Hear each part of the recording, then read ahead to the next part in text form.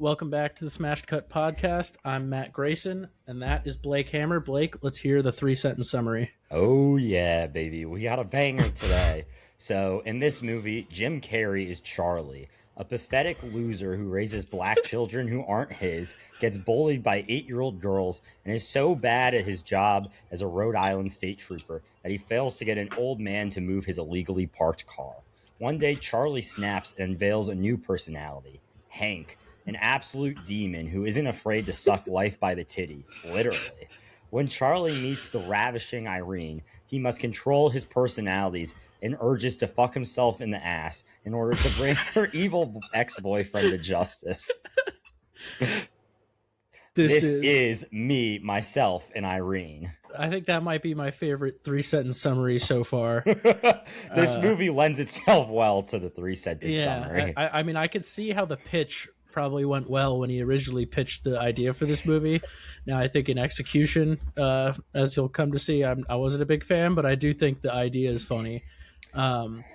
So, starting off with the opening question to connect to our previous movie, which was Who Framed Roger Rabbit, which of Charlie's personalities, either Hank or Charlie, would work best as the detective Eddie Valiant's partner? So at first I thought about this and I was like, oh, maybe Charlie because like he'll follow orders and Hank won't. But then I thought about it. If we need to do some undercover work in Toontown, Hank is gonna fit right in, dude. Jim Carrey in many of his movies, especially this one, some of the faces he makes as Hank, I have never seen another human person do. It almost looks like CGI or someone's like animating facial expressions over his actual face. It's a level of expressiveness that really only Jim Carrey in a tune could pull off. So I think Hank could be one Looney Tune. All right. Yeah, I mean, I don't really disagree with that, especially, I mean, this one was Charlie, but the face he makes when he's saying he has dry mouth. Oh, the He's like, Cottonmouth, yeah, yeah, yeah. that was crazy. So getting right into the opening of the movie, Oh yeah. it opens with a good song and some wacky fonts to really Very let you two know thousands, like early 2000s comedy fonts. yeah, and if anything, kind of felt older than that. And it also is sort of strange, and this is something that throughout the movie that kept hitting me. This is one of the only Jim Carrey comedies I could think of that's rated R. It's the Maybe is, Liar Liar. no, Liar Liar is PG-13. Is the Cable Guy R? Maybe, but he's done so few rated R movies that it's like hearing him swear like he does in this movie is almost kind of jarring, and not negative, but like if anything, it's sort of cool to see him go, in a different direction. But I will say that the opening text font just does not match the overall feel of this movie as it would in other Jim Carrey movies. Like this movie is needlessly dark at times, and not in a way where I think like they were trying to be. Like I think a lot of these they wrote down and were like, this is hilarious. But there's, needless to say, this movie somehow has more sexual assault and harassment than the James Bond movie from the 60s. So It's pretty neck and neck, dude. It depends on which Sean Connery Bond you choose. And also, I just looked it up. The only other comedy that Jim Carrey is in that is rated R is Kick-Ass 2, which I have not seen that one. I have seen Kick-Ass 1. I've heard Kick-Ass 2 is not great. I thought it was pretty fun, but apparently, if I remember correctly, Jim Carrey actually hated being part of that movie. I don't know if that's just him being like kind of a pussy later in his career because the role was super edgy, or if he just, there was something else to it. But, if we ever do Kick-Ass, that's certainly, which would be a fun movie to do, actually. 2, not in, Or, not in well, one. yeah, I mean, either way, that would be something to get into. But as you mentioned in your three-sentence summary, he works for the Rhode Island State Police unit. And I was watching this and I was like, what do the Rhode Island State Police do besides investigate like fucking slot machines and gas station level crimes? Because that state is not big enough to even need a state police. I feel like a county cop in Rhode Island has half the state as his jurisdiction anyway. Yeah, and I mean the crimes that Jim Carrey is investigating include someone parking their car illegally, somebody who committed a hit and run needing to be transported. These aren't exactly, things that would appear on the 9 o'clock news. Yeah, and also the transporting the prisoner thing, which we'll get into, but it's basically the crux of the whole movie is that he has to transport Rachel Zellweger's character, Renee, to dude. Renee to a different, no, Irene. Yeah, Renee Zellweger. You called her Oh, Rachel. oh yeah, my bad. that's Irene. that's a made up person. Just gonna go with Irene. He has to take Irene to like this different police station because she has a warrant or something. And first of all, he's transporting her on a motorcycle with no cuffs on, which seems like the least secure way you could possibly transport a prisoner. And secondarily, I don't know if this is just like maybe other states do it differently, but at least here in Pennsylvania, like sheriffs are the ones transporting people because other cops are busy doing cop shit. Yeah, I mean, my biggest issue with that whole setup is that Renee Zellweger is in more danger than Jim Carrey because yeah, he's transporting a prisoner. Although hit and run, I would say Yeah, is one of the crimes I would be less scared to transport someone not who exactly committed. a violent crime. And well, it could be, but not directly. They didn't hit them. But that's a different kind of hit and run. But I think she was actually in more danger in the scene because at this point they knew he had this split personality thing. So if his pills fall out of his pocket, she's with like a guy who could flip on a dime and is repeatedly referred to in the movie as a schizophrenic guy. Yeah, given the time period, but like also that was crazy. That honestly, we're gonna have to before we get to that. Let's just catch up a little bit in case there's a couple details. Well, we are gonna gloss over the entire probably 4 of the 10 funniest moments in the movie. I want to just start right here. So the movie opens with an old timey narrator. It felt very much like a ripoff of The Big Lebowski with like the Walmart version of Sam Elliott. But anyway, so Charlie is with his wife Layla, and they have shirts with each other's faces on them, which I think is kind of an insane take. But he gets back from his wedding where every single man he works with on the Rhode Island State Police has a mustache. That's never really addressed, but I did think that was pretty funny. And then Tony Cox, who whenever there needed to be a black little person in any movie from like 1990 to 2010, he always got the call. And in this one, he is a member of Mensa and a limo driver who is carrying Charlie's bags in. And pretty much as soon as Charlie asks him a pretty harmless question, he accuses him of being racist. And then, I think he starts with, oh no, was it racist and then moves on yeah, to then ableist. Yeah, but is it ableist? Yeah, I think so. I don't know. I'm not gonna trigger the little people community. Little people, big little words. peopleist. He's anti little Dwarfist. person. He's anti dwarf. He's a heightist. But anyway, Shantae is Tony Cox's character is named, begins to beat Jim Carrey with nunchucks and tells him that he's driving this limo as a socializing event. No, a social experiment. Oh, a social experiment. Yeah, he's doing research, dude. Yeah, dude. And then Charlie's current wife, Layla, comes out, and her and Shantae immediately start hitting it off, talking about being members of Mensa. As Charlie looks like he has seen a ghost, which is ironic because he was just beaten up by a black person. He did well. He also just lost a fight to a guy the size of a toddler, so it's not a great. Well, he had look. nunchucks, dude. All right, I mean a toddler with sticks is still not beating me in a fight, dude. Nunchucks are the great equalizer. So fast forward a bit. Layla gives birth to 3 children who are very clearly not Charlie's by the amount of melanin they possess. And That's one way to put it. Charlie tries to rationalize to his friends that these children being black is because his grandmother is half Italian.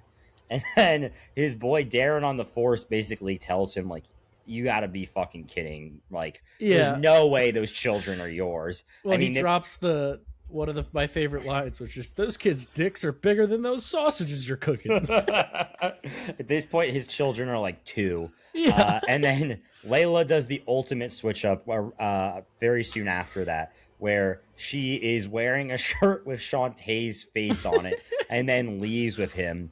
And then Charlie calls back to when he asked Layla if she would still be with him if he was a whale hunter in the Arctic and they were eating blubber every night. And Shantae says, "She'll be eating blubber, all right, as soon as I free Willie." Also, they had set up there like, would you still like stay with me if I was blah blah? And I was like, dude, Jim Carrey's doing a weird guy version of the "would you still love me if I was a worm?" Has your girl ever pulled that on you, Matt? No, but only because when that was a thing, I was already dating my girlfriend. She luckily isn't retarded, so Yeah, my girlfriend actually has never pulled something like that on me. That's Probably good. because she knows it would end poorly. And, Yeah. and I would probably say no. Well, I mean, a reasonable answer to that question. If I it was could real. never love a worm. I'm sorry. I'm sorry to all the insect heads in our well, I guess not even insect, but bug enthusiasts. But I'm not really a huge fan of those guys. After this scene though, where he gets beat by Cox, I was like, Blake, do you think you could beat Cox in a fight? Yeah, I would say probably. I mean, I've never been in a position where I would have been in a fight with a little person. That being said, I think it's just the fact that I could probably pick him up and punt him down a hill. I feel like gives me a huge advantage over him, especially if this is, I'm assuming, hand-to-hand combat, no weapons allowed. Well, so I was gonna say, what if he had a knife? Ah, well, I'm fucked then. Oh yeah, that's it. Well, dude, think about his eye level. If he stabs up with the knife, he's probably stabbing directly into my dick or testicles. So, like, yeah, if I have a ruptured testicle immediately, you're probably going to beat me in this fight. You'd quit? You'd throw in the towel after that? Well, dude? no, but I would be fucking unable to move, and then he's just carving me up like a jack-o'-lantern. Yeah, I think that would go poorly. Well, also, with the kids situation, what would you do if just as your child's born, you realize he's quite a melanated fella? Probably lawyer up. I mean, as Young Thug once said, "Fuck it, take it to trial." What if it was even wackier and it was a black little person? I mean, at that point, you almost have to raise the child. Just say it was adopted for comedic effect. Be like, yeah, this is my mini me, and just whip out my young buck and be like, yeah, pull him out of the backpack. Yeah, dude, it's like a doggy carrier. Or just open it up. It's like, surprise! It's not a dog. It's my son. Yeah. And speaking of sons, dude, I mean, just terrible. I'm assuming Layla named these kids because Charlie's a massive pushover. But the triplets' names are, and I still could not tell you who is who, but Jamal, Lee Harvey, and Shantae Jr.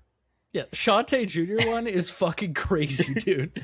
She's like, what if we name him after that little person that beat the shit out of you? Yeah, with nunchucks. Yeah.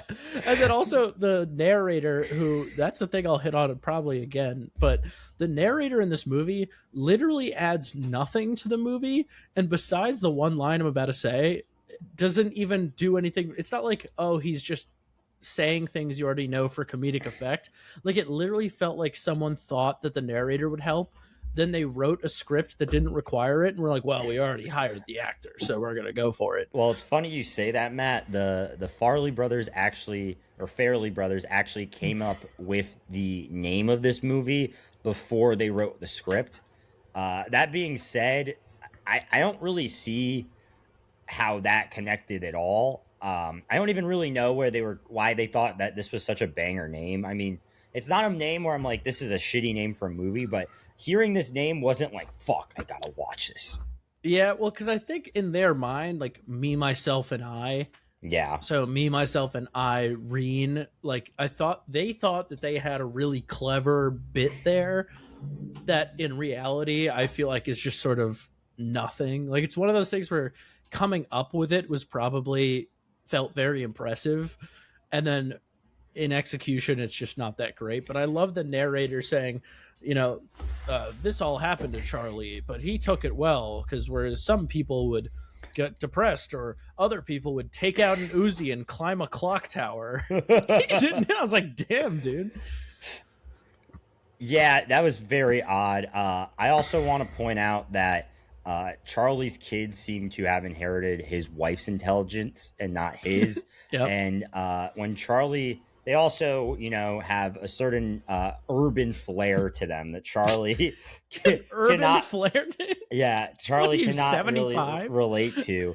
And that's seen pretty soon after this, where Charlie tries to show his children Gomar Pyle, and they are not having it. And then they start howling with laughter as Charlie puts on Richard Pryor.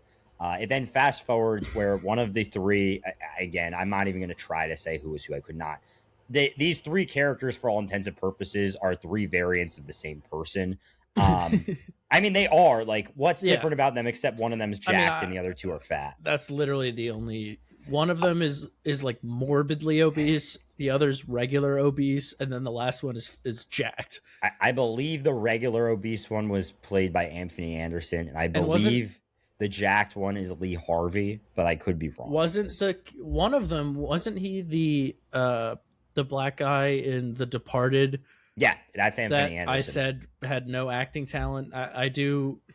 He's been another in a lot crossover. Of shit. Yeah, I do stand by that. This movie did not improve my take on how I feel he is as an actor. This guy must have a hell of an agent, because I know he pops up in thing after thing. Another thing from between those two movies that I remember him in, he is one of the two leads in Kangaroo Jack. Oh boy, which we might have to do at some point, because that was the first time in my life I can remember having a bait and switch pulled on me. As like a 7 or, well, dude, let's hear me out here. So a 7 or 8 year old me watched this trailer. Oh man, Kangaroo Jack, this is going to be hilarious. There's a talking kangaroo. This kangaroo is in the movie for 2 minutes, and it is a terrible R-rated comedy that they just chopped up in the editing room to make PG. Awful. Awful. This will be a future episode of the podcast, but I digress. So Charlie, we cut to Charlie and his boys. Now grown up, his boys are chomping on some chips and they're watching Chris Rock, and now they're all howling. And Charlie asks his children before they leave to give him kisses, which was quite a shock for these three. Yeah. And they also, in the cut from when they go to like little kids to big kids, they're all sitting on the same spot in the couch, and except all three of them have drastically inflated in size. Whether it's because they're obese or jacked, which I thought, was a pretty good bit. It was worth a single yuck, I think. And then one singular yuck. Yeah, and not then two. We get, more examples of Charlie being a pussy, like his neighbor is having his dog just drop landmines all over his yard, and he doesn't really do anything about it, which, the neighbor is being a dickhead, but at the same time, like, Charlie's not doing shit about it, so I feel like it's like almost on him as well at that point. But he goes to tell some guy at the barbershop, as we touched on earlier, that his car is illegally parked. Yeah. And the guys in the shop, before that, the guys in the shop are clowning him which this is maybe the only thing Charlie does. I think I'm getting to that. So as they see, the guys in the shop are looking at some lady with some big kahunas standing outside, and at the exact same time that the old men in the movie went, "Oh yeah, looking at her boobs," Blake, sitting next to me, goes, "Oh yeah," as they stared at them, not intentionally at the same time. It was just real pure coincidence. Recognizes real, dude. And then Charlie goes, "Guys, she's a mom." Like, you can't be looking at her like that because she's a mom. And then the dudes start cracking up. Like, this is the funniest thing they've ever heard. Dude, haven't you heard it's a crime to sexualize women after they have children, dude? Apparently. That's why there's so many women on Teen Mom from low-income communities, because they want to make something of their lives and they're tired of being sexualized. Yeah, that was the solution, dude. Teen pregnancy will stop objectification. I mean, dude, if you want to see an example of a woman who made herself successful getting pregnant as a teen, look no further than Farrah Abramson. I have no idea who Farrah Abramson is. She's probably the most famous person to have a sex tape come out where she gets shit on or shits on someone. I don't remember which way it was. How is that related to teen pregnancy? Well, she was the star of the OG Teen Mom. Oh, she was? Yeah. What, do you think she's hot?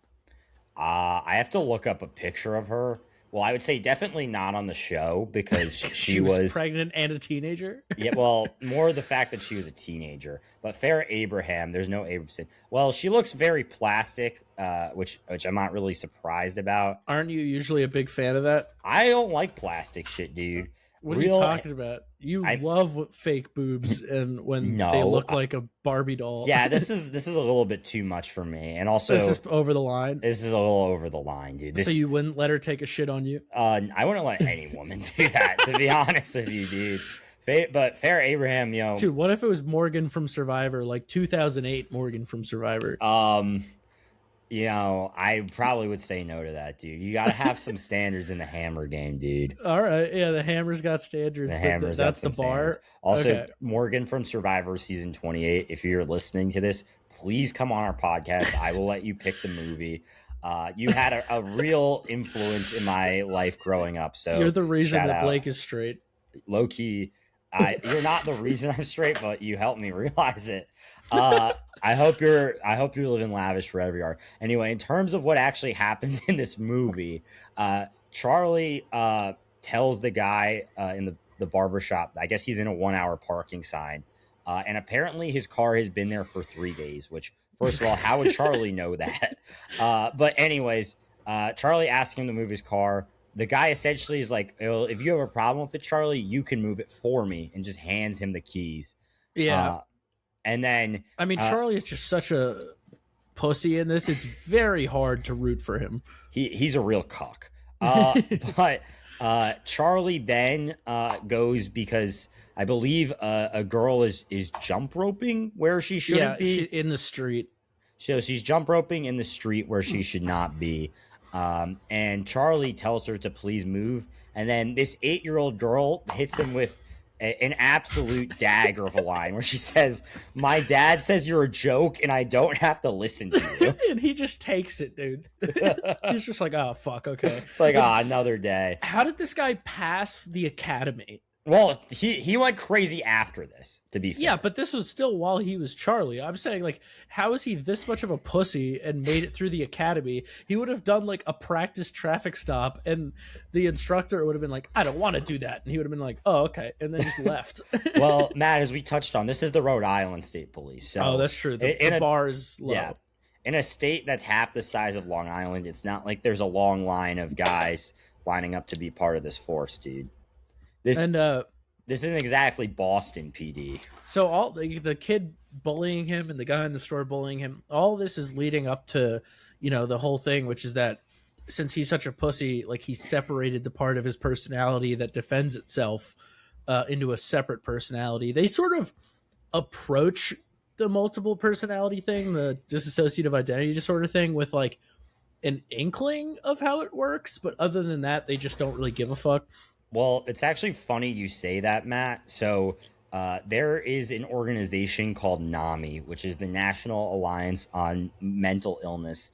And they ripped this movie a new one. Oh, I'm sure. They basically said that the movie had a completely inaccurate portrayal of dissociative personality disorder, and that they felt that the movie was quite mean-spirited, which I can't really argue with this. I don't know anybody who has been personally affected by this condition. It's not a bad argument, but it's like, oh yeah, they might offend the 7 people in the entire country that have that disorder. I was gonna say, have you ever encountered somebody who has this?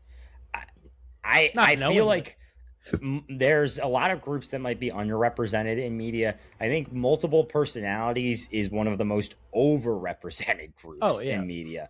I mean, Dr. Jekyll and Mr. Hyde is like one of the most famous, 19th century stories. And that one, the author might have thought they were writing a fantasy novel with that shit. They're like, this guy acts with 2 different personalities. That's impossible. I will say it is a little, nowadays you probably could still get away with that story just because by pure coincidence, I listened to a thing that talked about it this morning, but Yeah. it was like a scientist that did like an experiment to try and separate the evil parts of him out of Okay. him, but it ended up separating it into a alternate personality that takes over sometimes. So it's not like the scientist had DID. It's more like he did an experiment that went wrong where he tried to remove all of his negative aspects, but ended up creating an entire other being in himself that was those aspects. But it's not really the point.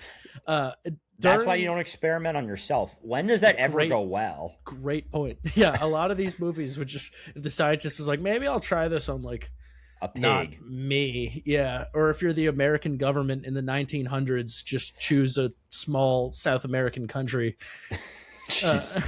Yeah, we did a lot of that. But so once he turns into Hank for the first time, Well, I want to set the scene. So, all this disrespect, including a dog literally shitting on his lawn as his neighbor's like, fuck you, I'm not getting your paper, my wife has it.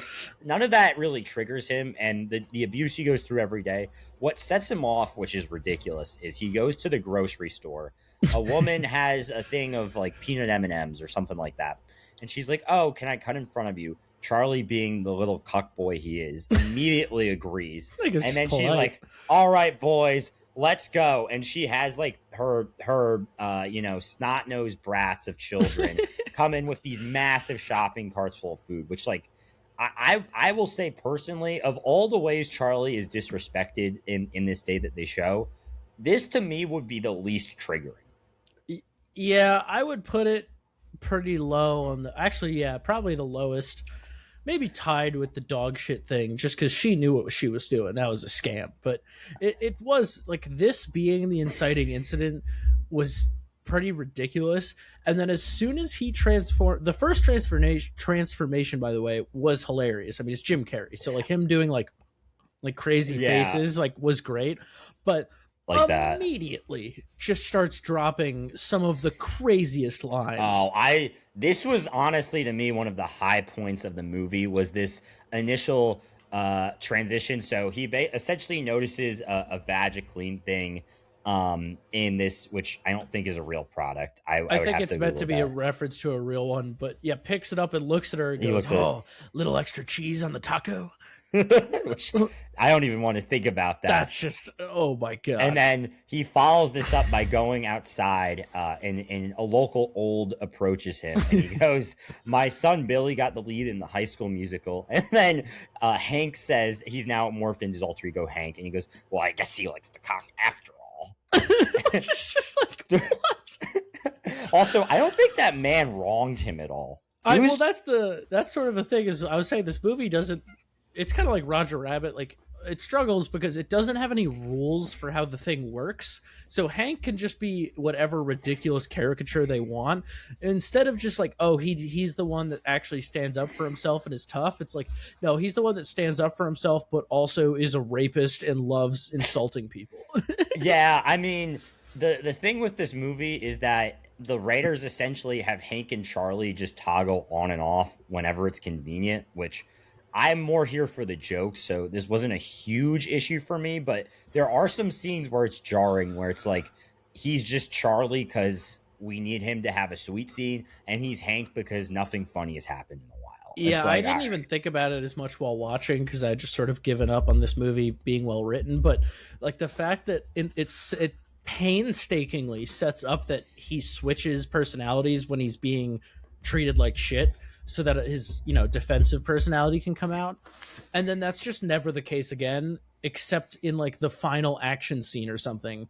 Like there's maybe one other scene where Hank comes out to protect him. Every other time, it's like they just switch whenever the writers were like, oh, fuck, he hasn't said anything hilarious in the last 10 minutes. Well, yeah, that being said, I mean, there's a reason this movie probably got greenlit almost instantly. Hank is a fucking hilarious character. I mean, and so the loose basis for this was like some old Clint Eastwood characters, particularly from his westerns, Good, Bad, and Ugly kind of things. The voice and a lot of the mannerisms, though, I I have not seen any of these movies, but I don't think his character acted that way. Just a hunch. I have a feeling Dirty Harry wasn't, taking a shit on his neighbor's lawn in any of his movies. Yeah. But in about a minute and a half span of the movie, which I was just dying laughing the entire time, he goes over to the 8-year-old girl who disrespected her and just starts waterboarding her. Just starts waterboarding her in the fountain. Then he goes to the woman who I guess is still breastfeeding. This is the craziest scene. And he sucks on her tits and gets a milk mustache. Now, this is my favorite behind the scenes anecdote of the entire movie. Jim Carrey, whatever the fuck, dude. What is this? The fucking grammar police? In this scene, Shannon Worry's the actor who plays the mom. He actually sucked her real lactating breast.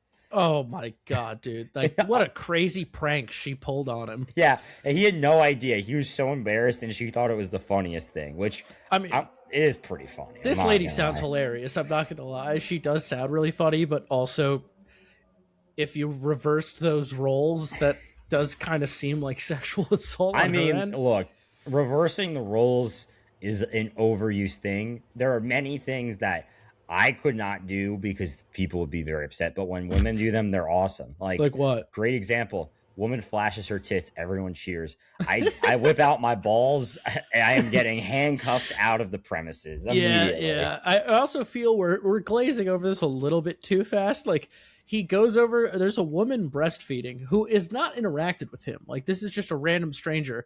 Well, he gawked at her earlier. Breastfeeding her baby. And then he somehow switches out the baby with himself without her noticing. And then there's way too long of the camera holding on him just like sucking on her tits for like a full minute. And it's like, dude, that's just, I think that might be rape. If it's the least sexual assault. I don't know the that's hitting a fine line, but it was funny. That it was being hilarious. Said, yeah, it is pretty fucking insane. And then the milk stash just was the cherry on top. And then, as you said, he shits on the neighbor's lawn. Between that, he drives the guy who parked illegally's car through the barbershop window. Oh, yeah. Still with a milk mustache.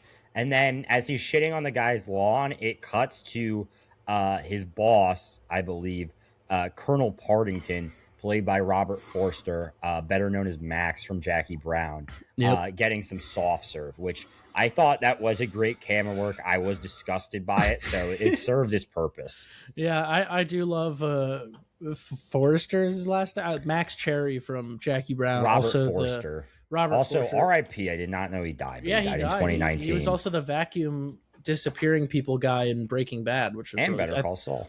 I think his last role actually might have been. No, I don't think he's in Better Call Saul. That's what Wikipedia said. Oh, maybe he was. His last role was either Better Call Saul or El Camino. But he died like right after doing those, I think. But anyway, so we get introduced to Irene, who's been arrested for a warrant for a hit and run out of a different state. She makes a comment about the cops looking at her ass. Classic early 2000s situation she's in there. Well, actually, that still happens today, I'm sure. But this is where, as we've touched on earlier, her situation doesn't really make any sense, or why they're transporting her using one of the 3 police officers the state police has. Also, Blake, you refreshed your memory more recently than I. Do they ever even resolve what's going on with that? With what, Irene? Yeah. Yeah, that's kind of what happens in the climax. So the reason that she did not actually commit a hit and run. So this was a setup by her ex-boyfriend, Dickie, who had her as the head greenskeeper at his club. The movie does a terrible job of getting into this. Dickie is working with the mob, but the EPA is after him. They never really specify what crimes he committed or why. Why did he frame her for a hit and run? Basically, she was learning too much about what he was doing, and he felt he had to get her out of the picture. And he has some corrupt police officers on his side. These two will come in handy later. Lieutenant Gerke, played by Chris Cooper, and then Agent Beauchesne, played by Richard Jenkins, are kind of his two Pretty terrible names. inside men, two great actors with pretty much nothing to do in either of their roles. Yeah. But essentially, the point of Dickie is basically Irene knows too much and he's trying to take her out. So his solution to that was to frame her for a crime that would not get her locked up for more than a handful of years. Well, also, given also that there would be no evidence. yeah, and also basically still have her alive to pin the crime on him, which I don't really get this move at all. Do you remember what your reaction was when Irene came onto the screen for the first time? Well, I mean, the high beams were out. That was definitely the first thing I noticed. That was it. She came in and had no bra on, and Blake goes, "Oh, let's go. High beams are out, bro." Well, this is actually a good time to ask you this because I was kind of going back and forth in my head if I believe this to be true. Do you think Renée Zellweger's face looks like it was stung by bees? What? I asked In you the a question, movie? Matt. Yeah. No. I thought there was a little bit of puffiness going on there, but I wasn't sure. I think she's not like anorexically skinny like many of the love interests in other movies we've watched that you were a fan of. Well, I actually like Renée Zellweger in this movie, and I'm not going to talk about this too much right now, but besides the fact that she had her high beams out, I did like, she could kind of, I mean, no woman could go, or really man either, anyone could go toe-to-toe with Jim Carrey for facial reactions, but she had some funny ones in this movie, and I think that her face looked like she might have been stung a couple times by bees, but I still liked her. I just looked up a photo. I think you're tripping fucking balls. Once again, I think she's just doesn't have anorexia like your previous few femme fatales you were a fan of. Well, Jessica Rabbit does not have anorexia. Well, she's fictional, so not a person. Dude. I'm kind of standing by this, dude. I think there's some, in recent photos at least, there's some evidence of bee stings. Oh, recent photos? Well, that's probably plastic. Yeah, I mean, recent photos, she looks like she's had some plastic surgery. That's the problem. Well, either way, I kind of was thinking throughout the movie, like, has she been stung by a bee before? But I don't think she has. That's a preposterous. In her life? Well, not during filming. There were parts of filming where I thought she may have been stung by bees before. Because she wasn't takes. gaunt? No. Nothing. She just has a regular face. She had chubby cheeks. No, she doesn't. She has regular person cheeks. They're just not. I don't know. There's something about her facial structure where I kept thinking. All right. Well, I think she might have encountered a wasp. Blake thinks she should lose some weight. No, I didn't say that. I actually liked her just the way she was, but she had a very distinct face, and it reminded me of a beehive for some reason. So we get as we've touched on. Dickie is the guy, like essentially a villain. There's also, in case you haven't noticed, by Blake trying to recap what's going on with the story here, the plot is just utter nonsense. It's pretty incoherent. There's 3 villains, all of which are weak and have no like tension to them. They also have no clear motive beyond their committing illegal crimes, but the movie never gets into what those crimes actually are or why they're doing them. And then Dickie is built to be like the perfect douchebag in a movie, and as soon as they start describing him, Blake goes, "This guy looks so cool," and then Dickie seems like a chill dude. I mean, dude, you're standing by those takes, dude.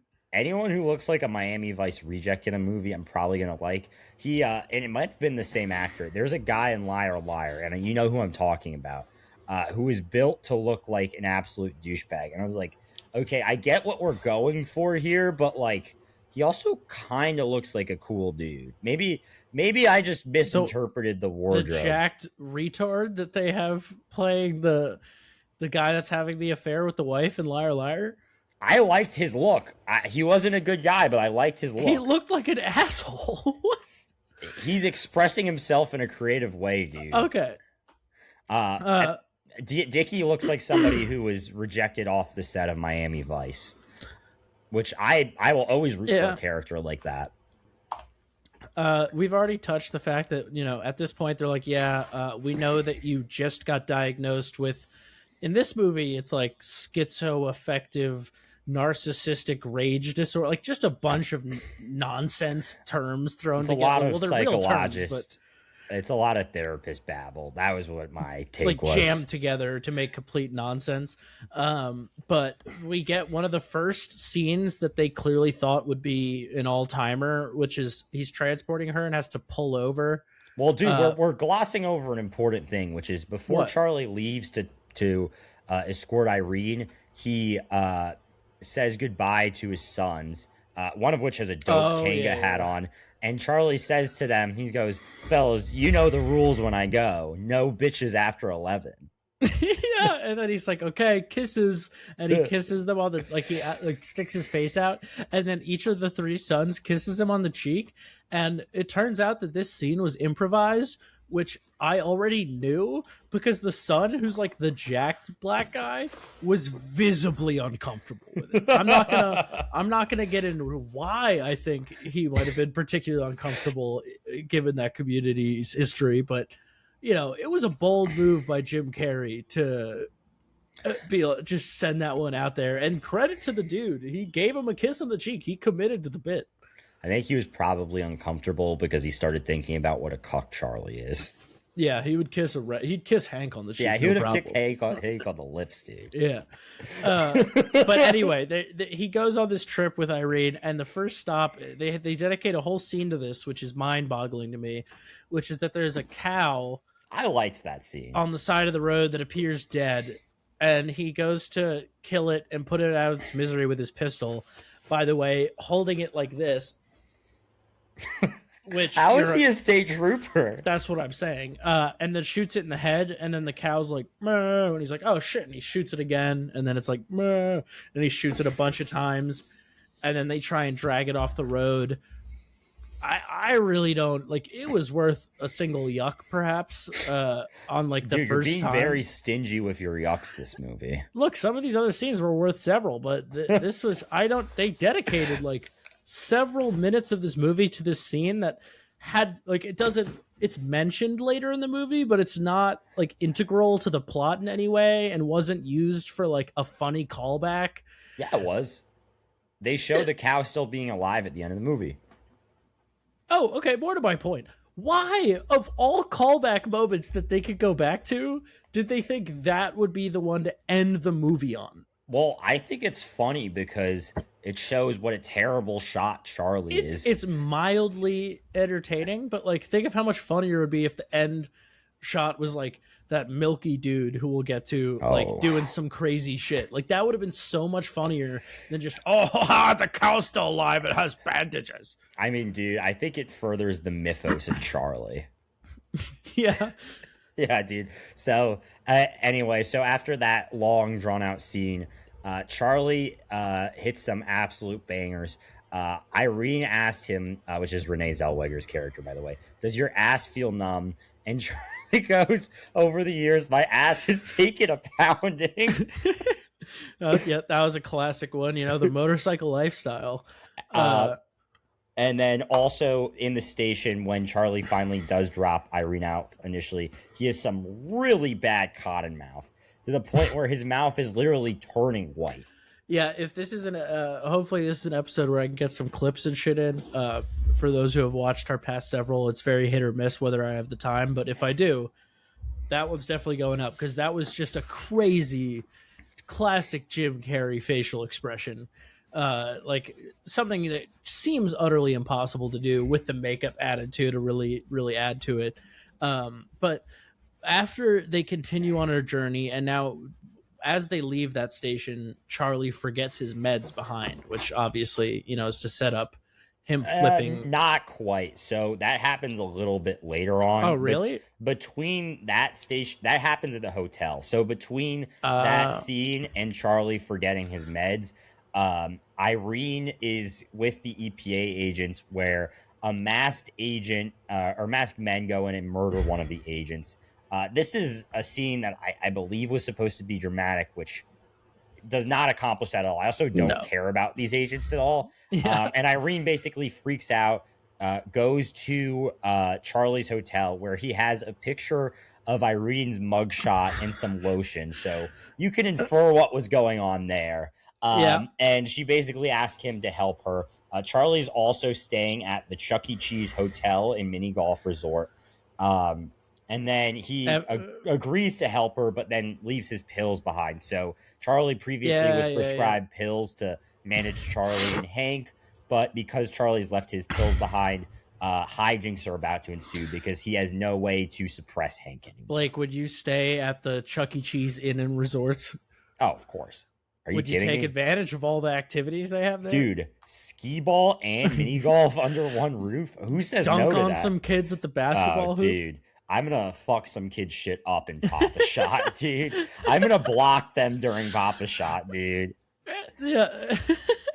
just slam those kids out of there. Chuck E. Cheese is a place for Blakes. Oh, yeah, dude. Guys like me thrive at a Chuck E. Cheese. This is a hammers only zone, dude. Oh, dude. If you don't want to get the hammer to press you into a nail, you don't want to cross me at Chuck E. Cheese. Anyway, at this point, Charlie goes with Irene to meet Chris Cooper's character in a junkyard, and they want to meet one-on-one. So he meets with Lieutenant Gerke, who quickly reveals himself to be working with Dickie Thurman. I am going to say this real quick because I think it was intentional by the movie. This is going to be a 30-second rant by me because you're not going to care about this. Dickie's full name is Dickie Thurman. That is the name, the last name and first name of two very famous Yankees catchers, Bill Dickey and Thurman Munson. The Farley brothers are huge Red Sox fans. I think that was intentional to make a slight dig at the Yankees by making the villain have the name of two of their most iconic catchers. Got their ass. Anyways, only fucking guys like me probably cared about that. I'm sure there's a big crossover between baseball fans and our audience. That being said, in this scene, Charlie realizes that Lieutenant Gerke is up to no good, and he reveals himself to be a bad cop. And then Charlie means to throw sand in his face. Well, he becomes Hank, I think, when he does become Hank. So at this point, he transforms into Hank for the first time in front of Irene. He means to throw. He wants to fight Gerke. He means to throw sand in his face. He misses. He throws sand in Irene's face.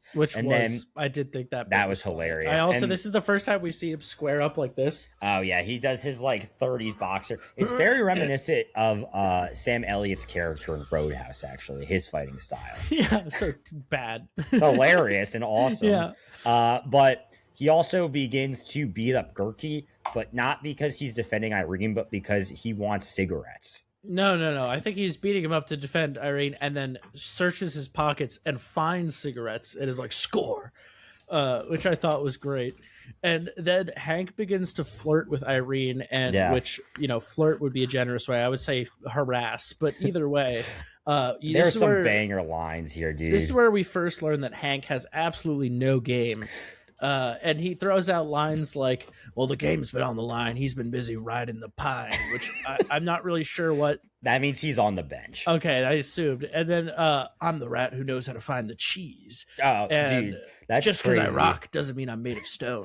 He also says, Charlie's like origami. He folds under pressure. Yeah, he throws out a lot of one-liners here. I was wondering, Blake, would you let Hank date your daughter? Oh, hell no.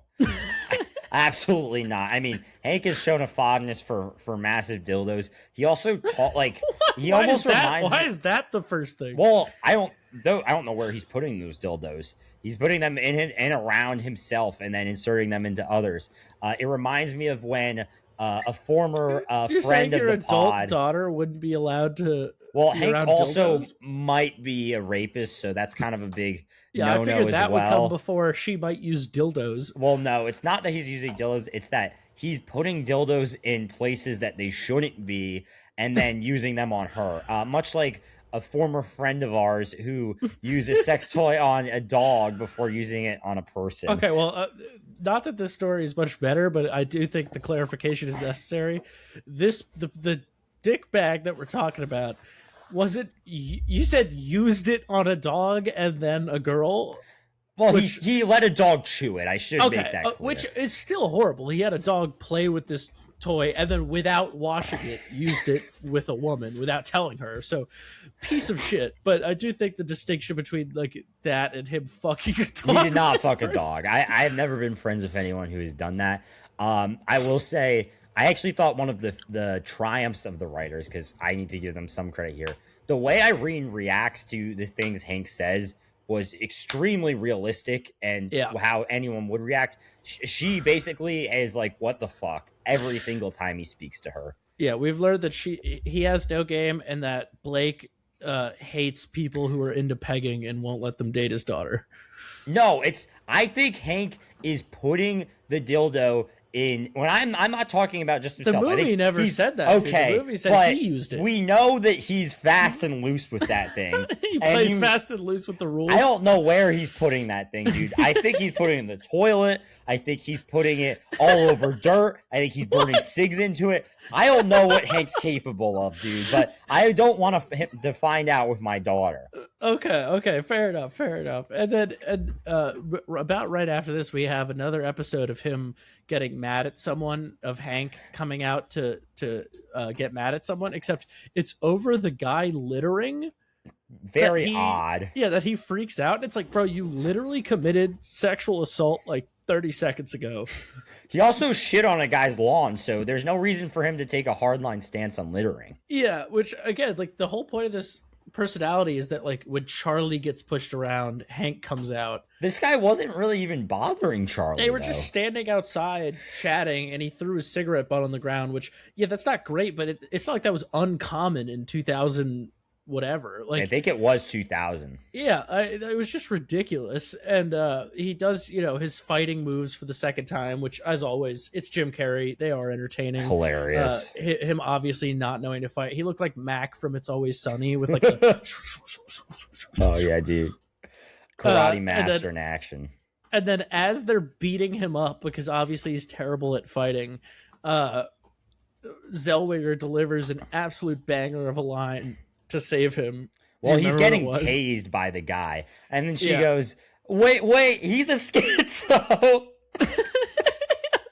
Which is just such a crazy, like, first of all, inaccurate, but also just hilarious.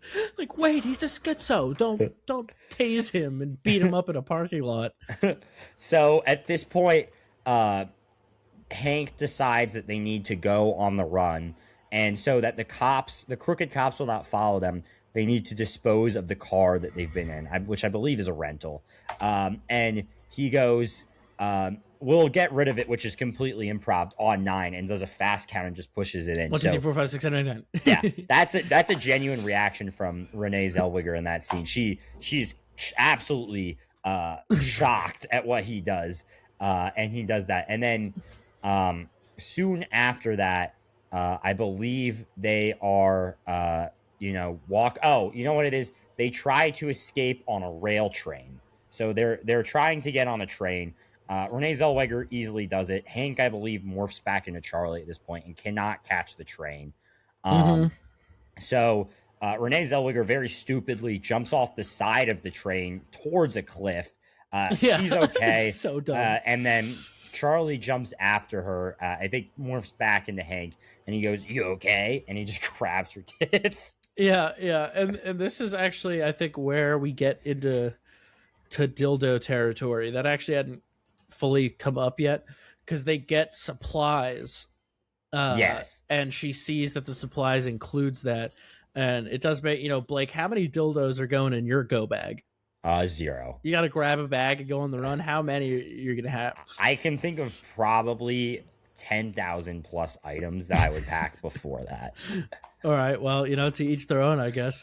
And then we also get intermittent flashing to the sons who are being interviewed by whichever member of the police, or it honestly doesn't matter. The villains are interchangeable. And the bad guys say that Jim Carrey is nuttier than a squirrel turds. And also, when confronted about the dildo in the trunk by Irene, Hank says, "Well, I was going to lube it up and put it in inch by inch." It's like, what else was the plan for you to be doing that? Maybe they were going to have like a sword fight with it. Oh, and then when after he catches her by the boobs, when he almost falls, she's like, "Don't you want to like get to know me or so?" Or he's like, "I want to get to know like the real you," and then pauses and he's like, "Do you swallow?" Oh, And then yeah, she she slaps him in just the laughs face. it. Around this time, I don't know what the context of this was, but he just says to her, "Omnipresence. I like that in a woman." Yeah, and then when they're in the car and Irene is like trying to tell Charlie that he's like only hears what he wants to hear and that he's a pussy. She's like, "You only hear what you want to hear," and he goes, "Thanks, I like to keep it short." Talking about his hair, and I thought that was like that was a solid line, for a movie with very few like banger lines like that. I'd say, well, at least ones that aren't said by Hank. That was a pretty good one. Oh, Uh, we've already covered the train thing. yeah, around this time also, Hank invites Irene, and maybe these are slightly scrambled, but none of these scenes have any relevance to the plot, so who gives a fuck? Yeah, Invites Irene to uh, really go at him, as in beat him up, for no real reason. He's kind of just on his schizo shit, I guess. And she, which I will say, great job by Renée Zellweger here. Probably the underrated star of the movie, because obviously Jim Carrey is the number one, but she's a very good number two. She hits a very convincing just kick to the face, yeah. and he fucks up his nose. It looks preposterous, or no, he's in a neck brace, and it looks ridiculous. And then Yeah. he has to have a covering on his chin, and his nose is broken. No, that's later because Oh, he gets the covering on his chin after he fixes his nose because that's when the plastic surgery was oh done. yeah. These are plot elements that, quite frankly, just should have been cut because They're all kind of scrambled together, There's just and no none of them point, and they're advance not the that A funny. plot. I The- thought, the chin honestly, thing I laughed was- at all of these things. So the I thought chin they were thing pretty was funny. built up to for about half the movie and then was like mildly funny. They just picked the wrong part. Yeah, but we get another intersplice of the kids dealing with the cops, Oh and yeah. one of the kids says, "If you're fucking it is anything like your police work, then you couldn't hit a G spot on a 12-pound pussy." That was one of the best lines of the Which, entire like, movie. What the fuck is a 12-pound pussy supposed to mean? I think it just means there's a wide target. Are they fucking elephants? Like, what's going on here, dude? Dude, they're fucking around at the aquarium. And then Hank and Irene are at a diner, and Hank is being kind of an asshole, and there's this kid sitting in his. Hank toggles on after Charlie orders, because I had to write this order down. It actually made me furious. Charlie orders a chicken breast sandwich with no skin on dry toast, which no wonder he is cotton mouth all the time. But Hank switches on. Then he essentially a 8-year-old child with glasses looks over at him because he's acting ridiculous as usual. Yeah. And Hank tries to square up with him. It was very reminiscent to me. I don't know if you've ever seen this show, Matt, but in the Real Bros of Simi Valley, there's a scene where one of the characters tries to fight a 1-year-old baby named Hawk. And his claims Nope. that this character is trying to square up with him. It was kind of the precursor to that. But Yeah, a little and then- less extreme. And then the dad comes over, Yeah. and he's like, "I got no beef with you. This is between me and the kid." And I was like, "Okay, that was a good one. I like that." He also turns to the table of butch lesbians behind him, and he's like, "You got a problem, fellas?" Yeah. What do you think, Blake? Do you think you could have taken that kid in the fight? Oh, I mean, dude, I could have taken that kid and Shantae at the at the same time in a fight. I would have fucked their shit up, dude. I would have had some fist of fury in that fight. Oh yeah, you'd have been fisting him hard. No, not like that. What I would have about? delivered some epic roundhouse kicks? Oh, okay. What about Hank, dude? Do you think you could take Hank? No, I mean that there's a chance if I fight Hank that he just starts stabbing me with lawn darts. I don't know what that man is capable of, dude. I know he loses most of his fights in the movie, but he's as likely to take me out He's as he is to unpredictable. take himself out. I genuinely have no idea what he's gonna do.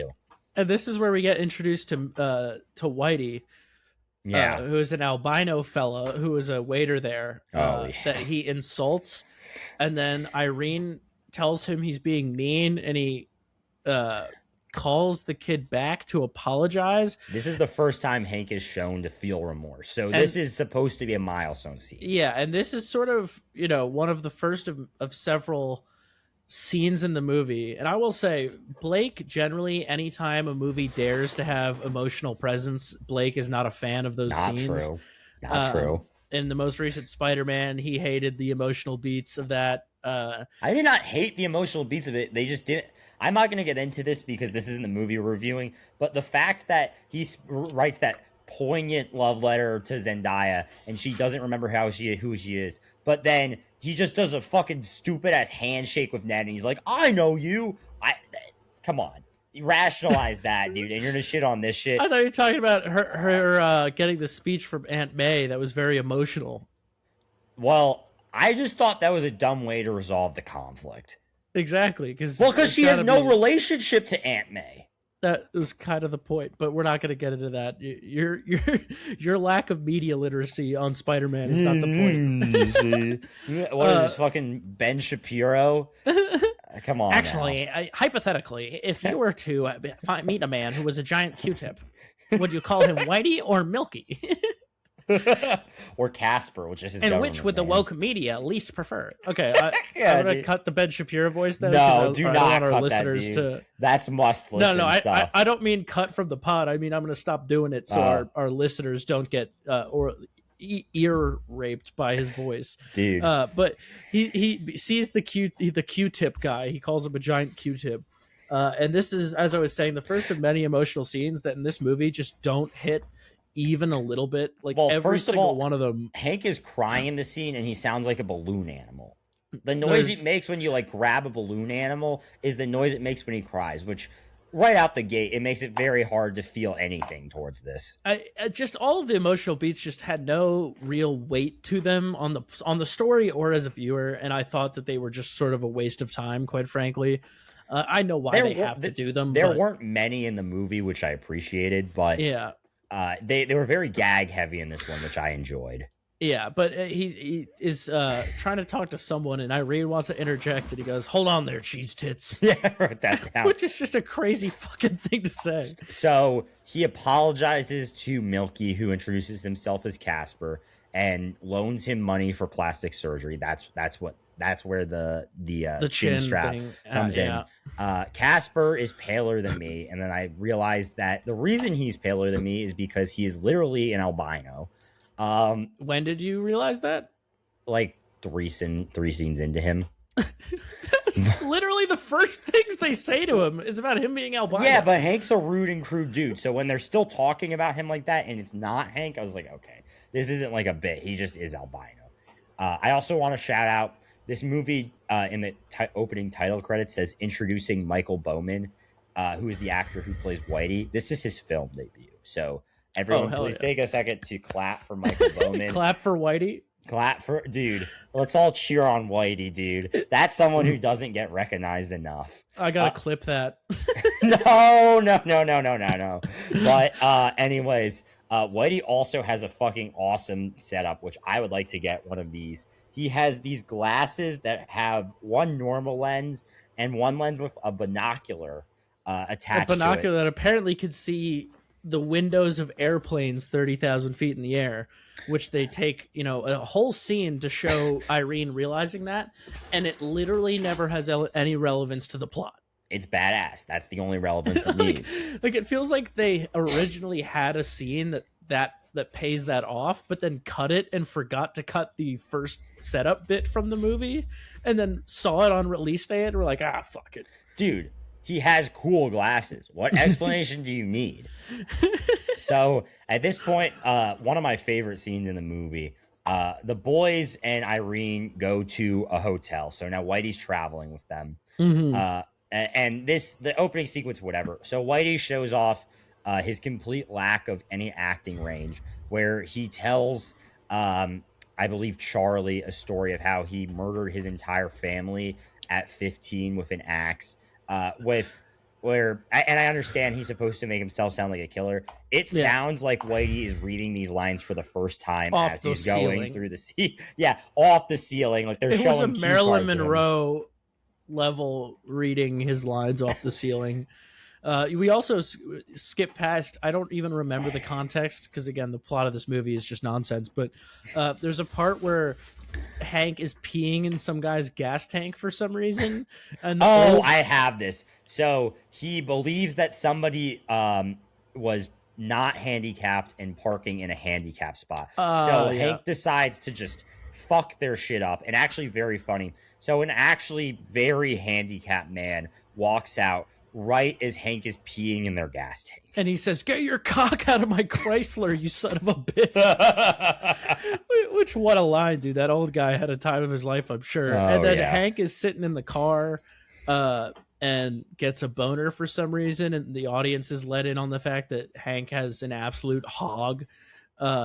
Basically goes to he's it's Newton's slightly above his cradling knee. When he's not wearing boxers, it's just a Newton's cradle between his knees. I don't know why the director felt the need to show us that, because again, it doesn't come up again later in the movie, but it was mildly entertaining. And then so we get the reveal that Milky says he murdered his whole family, and then Charlie decides to go over to Rachel Zellweger's room instead. Dude, it's Renee Zellweger's whatever, dude. Put some respect on Irene's actress. You didn't know her name until this movie. Not true. Irene goes over to Irene's room, who was in a different room because he obviously doesn't want to sleep with the serial killer. And they're talking about how she doesn't have any photos of her family, and he whips out a photo, very 2000 take, by the way, of him dressed as Dorothy with his kids as the other characters from Wizard of Oz, and she's like, "Oh, it's so cute," and he's like, "Yeah, it wasn't even Halloween."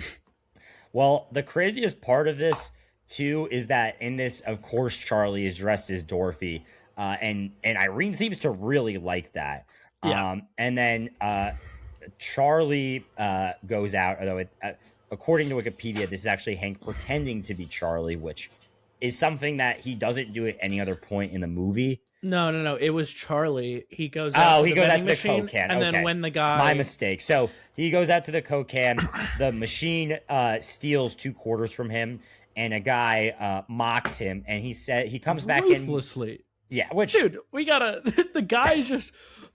lays into him about how his corner got eaten by the machine, and it's like, what is this dude doing? That he just sees someone like have a machine error, and he's like, "Ha, stupid piece of shit." I mean, dude, it's kind of the equivalent to like seeing somebody like trip and fall on the street and coming up to them and be like, "Ha ha, you are clumsy." Yeah, and so like the whole lead up to this though is Charlie has been laying on, not on purpose, but Irene has been loving the moves that Charlie's accidentally laying down, the cross-dressing, the being a pussy, like raising kids that aren't his own. Like she loves not all standing of up for himself. Yeah, and then he goes out, to get a quick allowing drink. her to brutalize him with no repercussions. Yeah, and then he comes back in, and it's late, and they have sex, and it's later revealed that this was actually Hank pretending to be Charlie, which once again, Hank seemingly cannot go 5 minutes without committing some form of sexual assault. I don't really know. I actually think this is a double sexual assault scene, because Hank obviously is deceiving Irene. Yeah. But then Irene knows that she is with somebody who has a severe mental illness that would make them not in their right mind. Yeah, and has is sex with having sex with them. So in a way, I think their crimes cancel each other out. It's PEMDAS, dude. Yes, PEMDAS. PEMDAS for sexual assault is as long as you're both doing it. Then so the next morning, it's revealed that Hank is talking to or I believe Charlie's, one of them is talking to the dildo. I don't know which mode was toggled on at this point. But it's revealed that he used it on himself, which disgusting. Damn, I told you guys, Blake hates people that get pegged. I mean, dude, to each their own, but I would never do that in a million years. And then we also see Charlie freak out over this. Also, before that, Hank tries to piss and is just spraying all over the bathroom. Which, was kind of... I would say it was a funny bit, especially him taking the mirror or something and trying to deflect it off into the toilet was hilarious. Shot. But it was also one of those scenes where it's like, you're saying that you're a grown man who not only doesn't know how morning wood works, but didn't realize you had it until you were already peeing, like midstream. I'll cut the movie some slack there. I don't think that Charlie and Hank are fully aware of when they're each other. So it's very possible that Hank went to bed rock hard and then Charlie woke up not realizing what was going on. And now that we're getting into it, I think he basically got there was a triple assault there because he also, his butthole took, as he says, his ass took a pounding that night. And he was violated himself. Yeah, I mean, that's good. Through his anal orifice. That's an interesting question for an attorney, dude. Like, who's at fault there, really? Who's liable here? Yeah, is Hank going to jail, and then whenever he's Charlie, he gets days off? That could be the sequel of the movie. Yeah. Also, very funny, Charlie just trying to splash water into his ass as if that will just cancel out the fact that he stuck a massive dildo there. Yeah. Very funny. And then, go ahead. So I was go ahead. I'm gonna move forward the plot. Okay, yeah. So we have more, flashing back to what the sons are doing. Who at this point the police have more or less caught up, and they're at the outside of this hotel or motel, and the sons are there, and the cops obviously they want to get rid of them so they can kill him in peace, and they're like, "You guys have done all that you can do. You can go home." And it's like, what the fuck have they been doing this whole time? Like. So they called in a fake, like, oh, we got him in like the middle of the woods somewhere. So Charlie leaves, and you also see as he's leaving that he just smashed up the Coke machine. He claimed Irene that he resolved the conflict peacefully, which is not at all what happened here. Also, it's very difficult for me to get on board with the love scene when this is one of the pivotal scenes in their romantic story arc is this triple assault. But that's neither here nor there. So we then later see that they go on a train. They escape the hotel. Whitey's kind of still there, but they don't know who he is. And they were able to get on the train because the sons called in that fake tip and then shoved a chicken. Yeah, up the guy's ass. They also took a chopper. Ass. Yeah, the fat dude who was definitely over the weight limit of this small helicopter, probably by himself, pushes them over the weight limit, shoves a chicken up that dude's ass. And that was the point where I wrote down, I was like, dude, this movie is obsessed with ass play. Like, dude, it's so like awesome. Every other joke is about putting something in somebody's ass. That made me laugh so hard. Dude. Imagine having a chicken shoved up your ass. It was a funny bit, and also it sounded like they were saying they were going to shove like a chicken egg up his. Like it sounded like, how far do you think I could get an egg up his ass?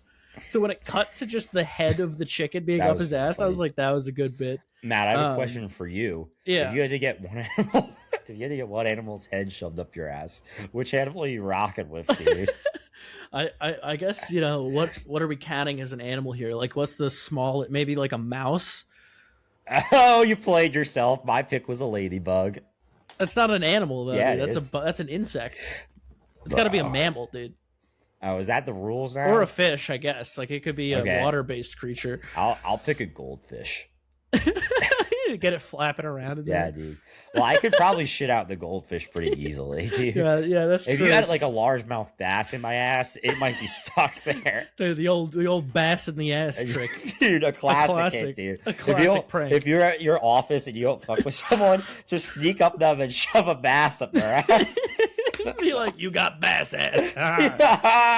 You have a swamp animal in your ass. How's that for swamp ass? Talk about swamp ass. Yeah, dude. Is that your ass talking, or is it the fish? Is that an ass? Is that a bass in your ass, or are you just happy to see me? And so wait, you must have had a hell of a time last night at the gay orgy. So they're getting back to the train. They're on this train. They're fucking. And Milky was left behind. And Milky has a card with Charlie's full address on it. And at this point, I'm pretty sure he still thinks that Milky killed his entire family. It hasn't been revealed yet that was just a very strange bluff for some reason. Well, he was afraid of Hank. That's why he did it. Yeah, and telling him you're a murderer, it doesn't seem like a... Wouldn't that trigger Hank? Yeah, if anything, that seems like likely to get you in more trouble. But I mean, littering is like a cardinal sin to Hank, but killing your family, I guess, is just like, I guess we won't hang out tonight. Yeah, but he gives him his full address, which was just a very strange move for a guy who's supposed to be like a scaredy cat pussy. Yeah. And then I don't know what context it was in, but Zellweger is like, I'm just a ditz. Yeah. Well, she's talking about how she can never find a nice guy. Oh, right. And but she's like, pretending to validate the bullshit story Hank made up Yeah, of her trying and failing to be an actress and model. which was odd because you thought she was like, it was coincidence that actually was, or that he got it right and that was her actual life. I had to think about it. I said, I think she's just like lying and saying the version he told. But once again, I cannot think of whether there was any resolution to that. I don't really. I mean, I think the writers just wanted callbacks in the movie, and the Farrelly brothers got it. But I mean, I don't really get what the Like, is she the joke Joker, dude? Like, is her backstory just a multiple choice? Like, what is happening here? But yeah, that one went over my head. But what did not go over my head was Dickie catches up to them on the train. They get in a confrontation with, I believe, the crooked cop, where Hank does some preposterous boxing moves. Oh yeah, and as soon as Dickie introduced himself into the room, Blake here, I wrote down, went, slick dick. It's Tricky Dick, dude. You were Tricky Dickie, slick dick. Well, no, not Blake like that. was loving slick not dick. like that. I was more saying that in the context of, you know, You thought he was he's looking slick and he's good. a slick dude who's like doing some schemes. Oh, okay. But yeah, so then Renee knocks Dickie out with the dildo. Yep. That was the. Go ahead. Very funny. Well, then you know, Dickie tries, or I'm sorry, Hank tries to hit on her, and he goes, "Turn around, I'll play the back nine." Yeah, and then she's like, "You lied to me. Like, you were a different person." Like, basically being like, "Yeah, this was sort of sexual assault. Why would you do this?" And he delivers probably the best line of the movie, which is, You're right. I didn't think about how you would feel. It was evil and deceitful, but think of it from my point of view. I was horny." Yeah, just this once. Look at it from my side. I was horny. Like, that was funny. And then Charlie in the train car is having an internal conflict where he begins to fight himself in the mirror, which might be the single most psychotic thing he does the entire movie. I would say him actually fighting himself outside the train is probably that happened more insane. after. To that point. But yeah, he also just flashed a crew of old ladies at this point as well. Oh, right. I forgot about that. Yeah, he also tells Irene, he says, "Don't be mad, my little pussy fart." Which, all right. Which he already said to her, or he already said to her at another point. She said, "I don't like when you call me that." Like, yeah, I don't think anyone likes being called that one, Renee, but thanks. So Lieutenant Gerke goes to look for, or it might have been Richard Jenkins. I don't fucking care. Oh, no, dude. He flashes the group of old ladies right after or during him kicking his own ass outside of the train. Well, he kicks himself in the ass on the train, and then he does it again outside the train. And that's when he's beating himself up. Jim Carrey, obviously, just does a fantastic job of it. Very funny. Was kind of like a liar callback with the, like, what the hell are you doing? I'm kicking my own ass. And at this point, the crooked cops look for Irene on the train, and she literally just goes under like a curtain, and they cannot find her. Oh yeah. She does. Well, she keeps hiding in cupboards. In multiple scenes in this movie, she just gets inside of a cupboard, and then the bad guys don't bother checking literally anywhere else other than plain sight for the person they're desperately searching for. And during this whole thing, one thing that I noticed was, like, the whole movie, the sort of crux of the movie is that these two personalities switch back and forth. Mm-hmm. But in this, from now and for the next like 20 or so minutes, the personalities sort of coexist.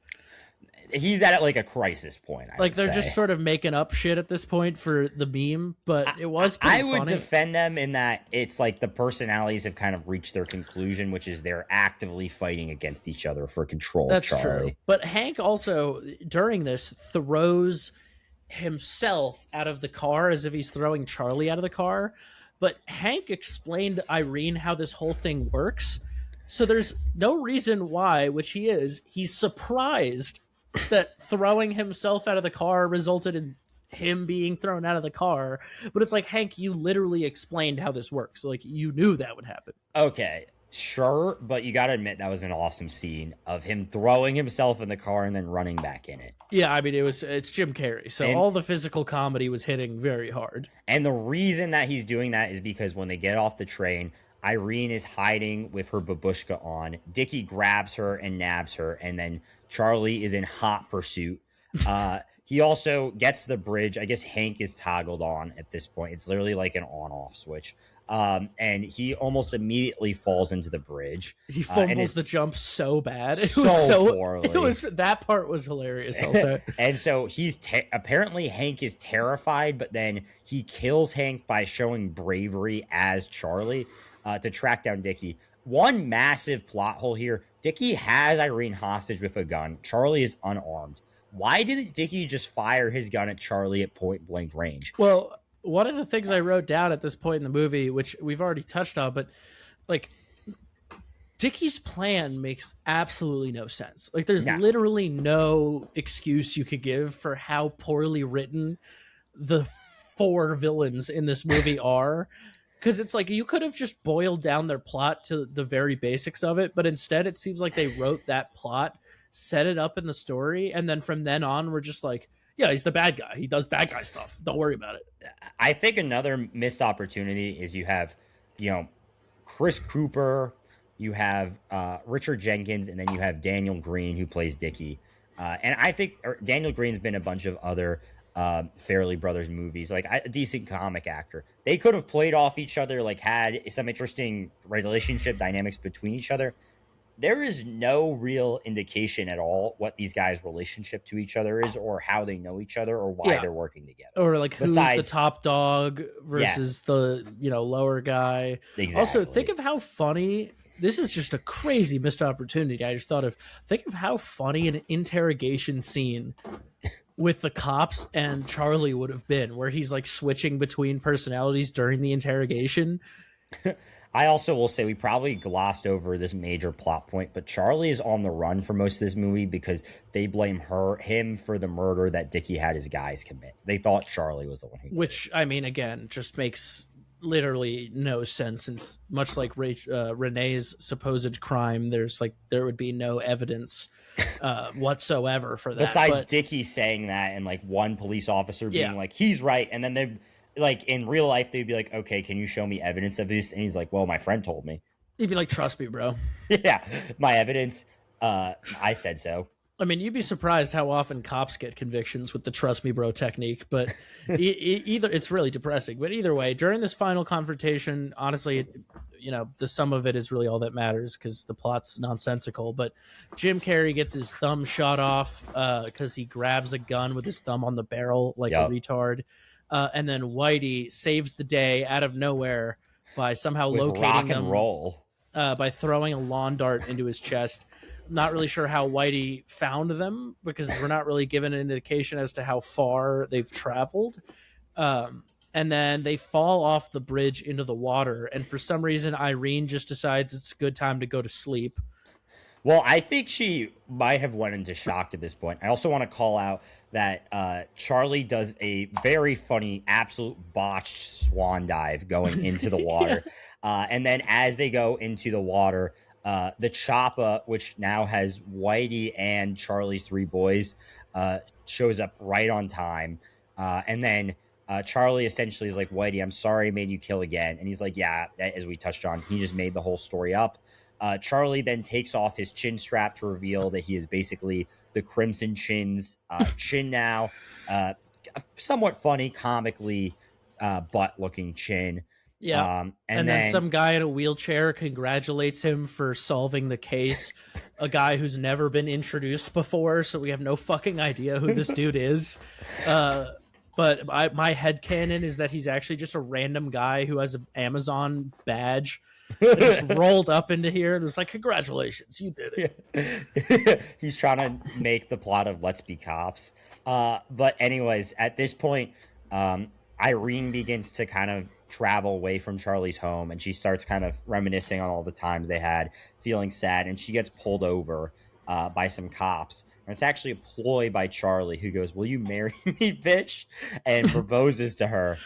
Which I gotta say, fake arrest is a hell of a way to propose. Yeah, just getting her nice and pissed off right before you propose, and also proposing to her after spending like seemingly 3 days together, most of which was evading death and switching between your psychotic personalities and committing assault. Having a psychotic episode. Well, they did a double assault, so it's okay. But I'm gonna clip that too. Just no, for future reference. But anyways, the one thing I would say here, I obviously have never seen anyone propose with a fake arrest. However, back in high school, I do remember a few different instances of guys doing prom proposals by having girls get called into the principal's office and then doing like a fake kind of talking to, only for it to be revealed that it was a prom proposal. Also terrible. That also sounds like a terrible plan. Me being the gentleman I was, of course, never did that. Really? So, what did you do? Well, I actually did go to prom, but like, I was too classy for that. I was too classy for the nun option. Yeah. Well, I didn't want to make any of the other guys upset by stealing their dates. Okay, so, yeah. It was your choice. Really. Yeah, well, it was, dude. I actually went to a few proms in Canada with my girlfriend. You wouldn't have known her, Matt, because she went to another school. Oh, okay, I got you. Yeah. So anyway, the movie wraps up. You know, they live happily ever after, and apparently because Charlie showed bravery as himself one time, Hank no longer exists. Oh yeah, which is totally how mental illness works. Yeah. Yeah. You should, if you're listening to this and you have a mental illness, just throw out your medication and tell yourself to be brave, and especially it will all work itself off. If there's violent outcomes, it's ideal to just work through it naturally. If you're prone to psychic episodes, fuck therapy, fuck medication, just be brave. Just jump across a bridge. Yeah, dude. And do a swan dive and your problems will be solved. I mean, as long as there's no water below, I guess that's technically true, but I'm not going to give that as formal advice. The last thing for me on this, so this movie, Irene and Charlie is actually a real life love story. Jim Carrey started dating Renée Zellweger during the making of this movie. Unfortunately, they did not last. Yeah, big surprise there. Much like Charlie's probably break from being a psychotic person. I don't think that lasted. Do you have either. any behind the scenes tidbits we haven't touched on you think are worth No, actually, we hit every single one of my behind the scenes tidbits. Yeah, I think I did as well. All right, recapping the movie. So what are some of your questions that you had written down for me here? Oh yeah, you want to do this before we get to a word from our I think it sponsor? makes more sense. All right. So we already talked about stinging by bees, which, by the way, not an insult. I love distinct faces. I actually thought Renée Zellweger at the time of filming was very hot. Recent photos, Renée, please stop getting plastic surgery. You look so much better natural. Anyways, if you had to invent a third personality for Charlie, what would it be like? I was thinking about this because it is kind of crazy to me that they made this whole plot point of the multiple personalities thing and then only had 2 of them. Well, the title doesn't work then, dude. It can't be me, myself, I, and Irene. Bearing in mind that they literally painted themselves into a corner with that title and refused to change it, I guess that does actually kind of make sense. When I saw the thing, I thought Irene was going to be one of the personalities. So that's what I would say is I think there should be a third personality that's a woman, but is like a biker kind of like Hank is like the asshole dude, and there should be an asshole lady personality that comes out, and then that explains, his infatuation with the dildo. Do you want to hear my idea? It actually also relates to another group of characters.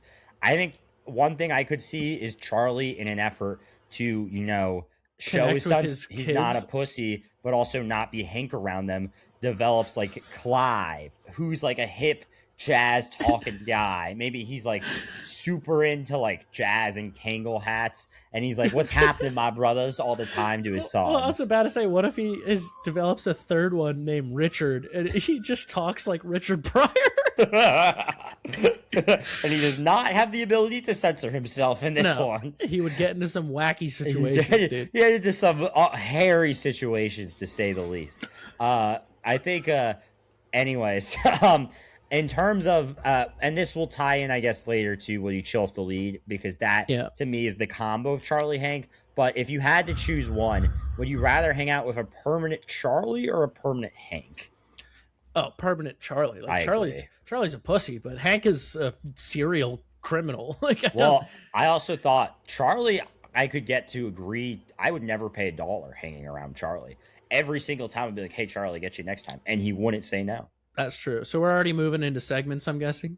Well, before we get That's into basically segments, the first question. before we get I was into going to do our segments, sponsorship. let's here. get a word in from our sponsor, Sparky Suds. All right, so we have already talked about our boy at Sparky Suds over there. Good crew.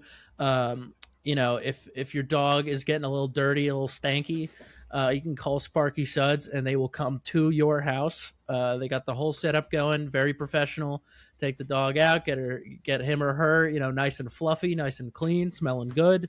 Very much worth it. I've used their services myself. My dog is a big fan. She always gets a treat and comes out nice and fluffy. So if you want to get in contact with the boys over at Sparky Suds, you can call or text 914-222-3535 or book online at sparkysuds.com. Let's get into these segments. Let's do it. So, first question here. We already touched on this a little bit. Would you chill with the lead of this movie? Yeah, I mean, I already answered the question. I would chill with. I wouldn't want either one, to be honest, but I would chill with Charlie just to see, you know, what sort of wacky Rhode Island state police stories he could come up with, and I would chill with Hank in like a very isolated environment, like maybe like if a it was padded just, cell. yeah, or like just him and I at an empty bar with no employees or glass. So essentially a padded cell with alcohol. Yeah, basically, because I'd want to see what kind of wacky shenanigans he'd get up to. I just wouldn't want to be associated with them. So I said yes because I think it's funny to have a guy where they're literally a mystery box every time, and because as the writers of the movie established, there are really no rules toggling between them. I feel like if we're at a bar and things get out of control, I could just be like, "Hey, can I talk to you outside?" Hit him in the head with a beer bottle, and Charlie's back and paying for shots for everyone. So I thought like these guys would be Charlie Hank would be the perfect combo for a bar. You have Charlie, he's paying for everything. He's essentially being the bitch of the group.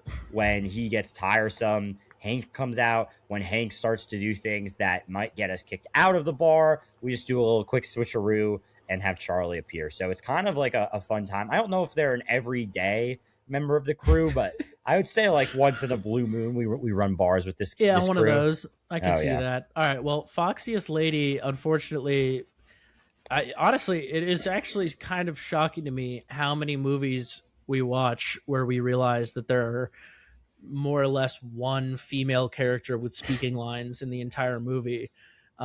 So for this one, your choices are basically Irene, the lady whose boobs got forcibly sucked on, or the old ladies who get flashed. And Charlie's neighbor, who isn't actually shown on screen but takes his newspaper. So I have to give it to Irene. Renée Zellweger is a very beautiful lady, and again, pretty much the only option in this film. As funny as I thought it would be to give it to the lady who's Charlie sucked the tits of, I give it to Irene. Like I said, some great martial arts skills from Renée Zellweger. I was a big fan of her tube top get up. I also felt like I will say one way I will definitely praise this movie, of the romantic leads I've seen Jim Carrey have in movies, I feel like she was the best at keeping up with just his insane physical humor. I thought she completely held her own in him, and also did a great job of actually reacting believably in a movie where every other character seemingly just does whatever the writers thought of last. I thought that character was surprisingly well written. So hats off to you, Irene. If there were other women with speaking roles in this movie, you still probably would get this award. This was also the first movie I had seen with Renée Zellweger, and while I am not a fucking closeted homosexual, so I don't want to watch the Bridget Jones movies or Chicago, I have no doubt that she did a great job acting in those as well. Yeah, they're very popular, so she must have done at least a solid job, I would say. The ladies love them, dude, and I love that lady. All right, well, let's get to the top three side characters. I have a lot to say here. I had a difficult time with this one. I did not. I'll go ahead and say my number 3, which is just the Sons. I'm counting them as one Okay. character because they I did too. basically are one character, and I think they deserve a number 3 spot.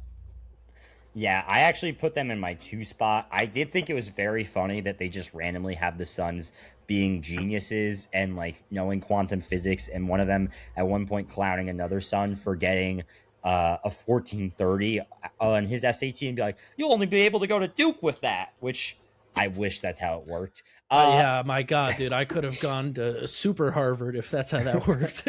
But I also love how they're geniuses, but they still have the trappings of, a classic group of rowdy teenagers with their fixation on pussy, which never really goes away in my experience. True. They do look like they're from Friday more than Yeah, a couple of they feel like physicists. they're kind of characters that were spun off of like a sequel to Friday.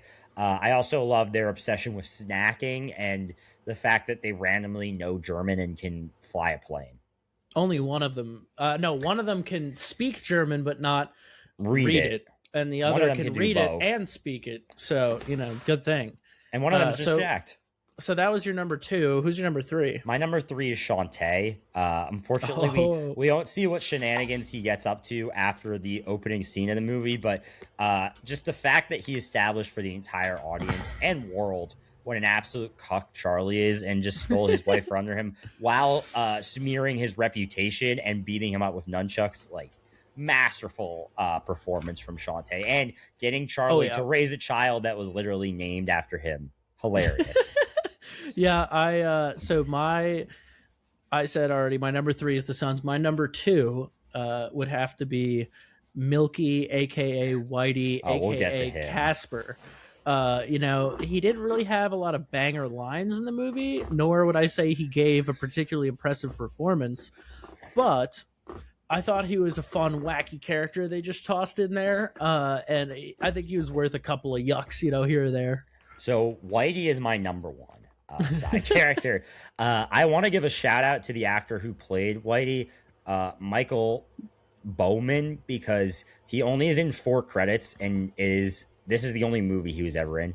He was also in episodes of City Guys, CSI, and Bette Midler's sitcom, which I didn't even know existed, as Jed. Me neither. He also hasn't appeared in a single credit since 2001. So, Michael Bowman, I would love to have you on our podcast. Let's get you another credit, dude. Oh, hell yeah, dude. I'm not really shocked he hasn't gotten a lot of other work because there aren't exactly a lot of movies that are looking for a albino man to be a the only straight other man. movie I could think of with one was The Heat, and it was a different guy. He must have beaten Bowman at auditions. My number 1 was Shantae Jackson, Okay. aka whatever Cox, just because absolute power move that he pulls in this movie, and he was entertaining. But that does mean that Milky Whitey Casper wins the thumbnail, dude. Oh, and I will say, Tony Cox is in a lot of other movies, many of which we'll probably cover in this podcast.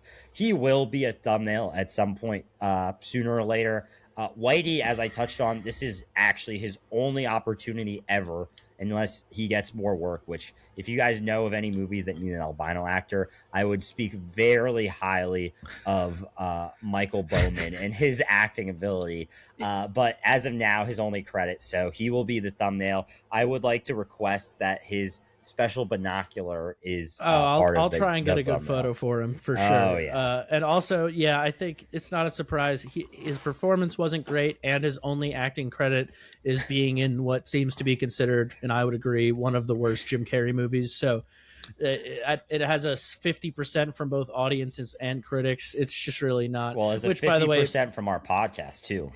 Which, by the way, Blake, I should clarify because you mentioned this before, does not mean that half of the people loved it and half hated it. That's not how Rotten Tomatoes. No, theoretically, it could mean that. It doesn't mean that in the actuality. If half the people gave it a 100 and half gave it a 0, yeah, that would be so how that theoretically works. It could be true. All right, sure, yeah.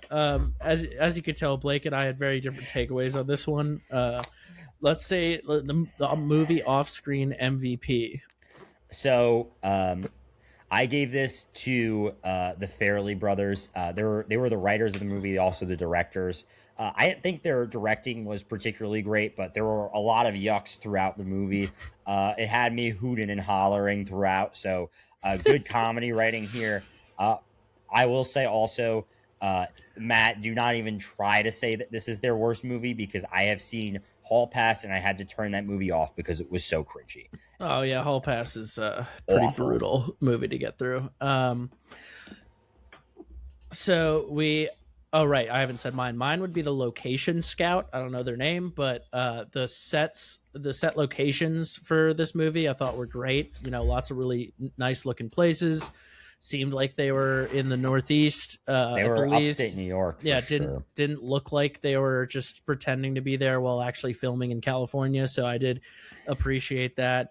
Um, it was very hard for me to come up with someone for this because, quite frankly, I don't think anybody that worked on this movie deserves an MVP award, but except for maybe Jim Carrey and Renee Zellweger. But I will say too, one thing I like about the Fairley brothers, just in general, with their movies, you really feel the locations they're in. This movie is very heavily with the upstate New York and Rhode Island. I've been to both those places a number of times, and it felt like I was there watching the movie, which I really do appreciate. And I think it's something that even when some of the other aspects of their movie fall short, they consistently nail. Thinking through, like, there's something about Mary as well.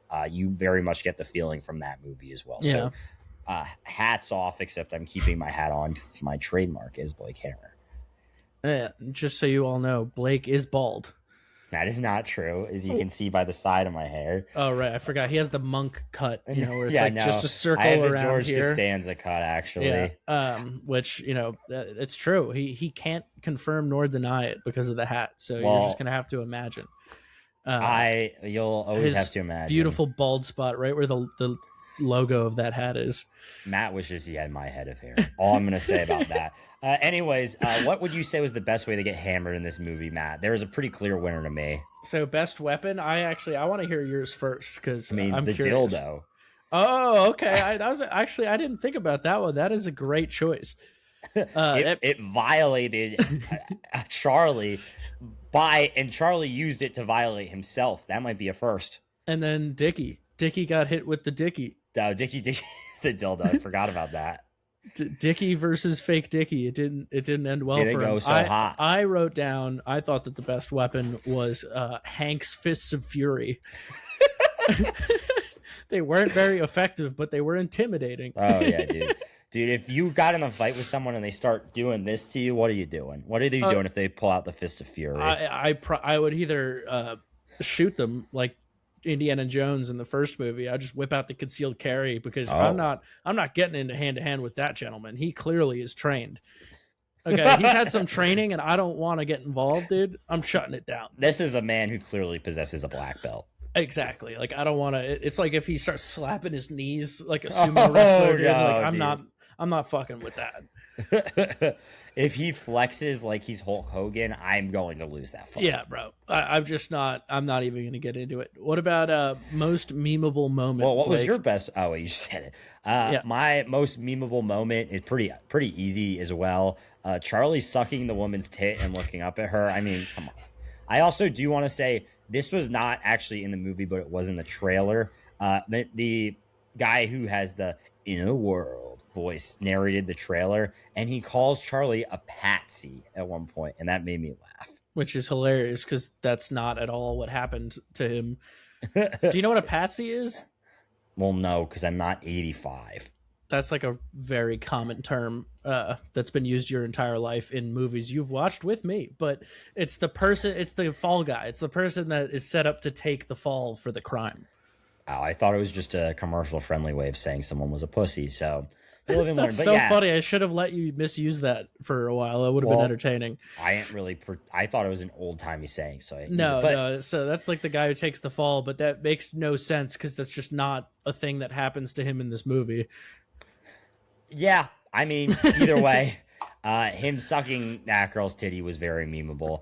And the caption I would put for that is when you're looking for an alternative to the chemically stuffed milk at the supermarket. When you're looking for a natural alternative to that. When you forgot your water bottle at home. That's a good one. Like, For my most memorable moment, I had a tough time with these because I didn't really think that there was, any moments that were like wacky enough. Like, I don't know. For a moment, for a memeable moment, I try and look for one that's not purposefully super wacky because I think it sort of defeats the purpose. But I went with the old guy coming outside and yelling, "Get your cock out of my Chrysler, you son of a bitch!" So him pissing in the gas tank into that. But specifically the old guy telling him to get his cock out of his Chrysler. Like it's like, I don't know, some variation of like making fun of the step bro, but then it's just get like when she's bending over the car and then it's just that guy saying, "Get your cock out of my Chrysler." When you decide to do it yourself oil change. All right, so how about best quote? So you might have the same best quote, but I mean, what else would win here? Just this once, look at it from my side. I was horny. Yeah, I just think undeniably that's the best quote in the movie because it does seem like every other instance of him committing some variation of sexual assault or harassment, it seems like they didn't really think about the fact that that's what's happening, whereas this one it was sort of a more self-aware, like ironic usage of that trope. So I thought that was good.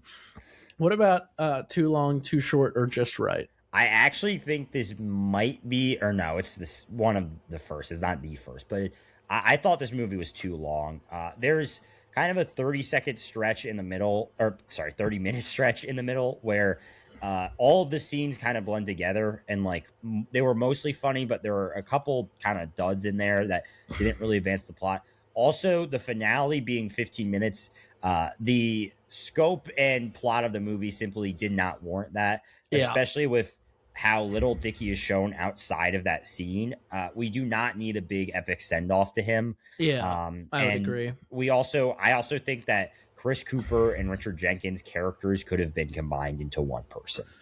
I think all of the villains could have just been one person. I think like a corrupt cop on the inside and a guy who's committing crimes, that makes sense. We don't need two corrupt cops. I guess Dickie's just a popular guy. I also think maybe taking out one of those could have maybe given us a second female character who has more than a singular line. Yeah. Just a thought, but that would have maybe a love interest for Charlie's sons.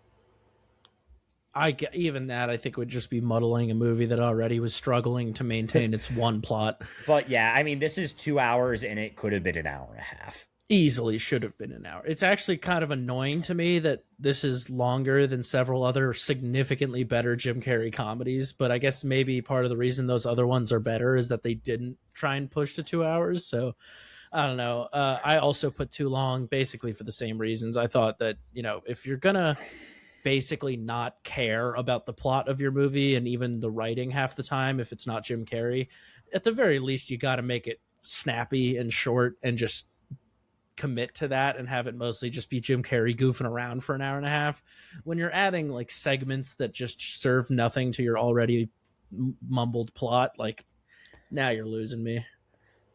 The one thing I will say in this movie's defense is there are almost no comedies that work when you start getting toward the 2 hour mark.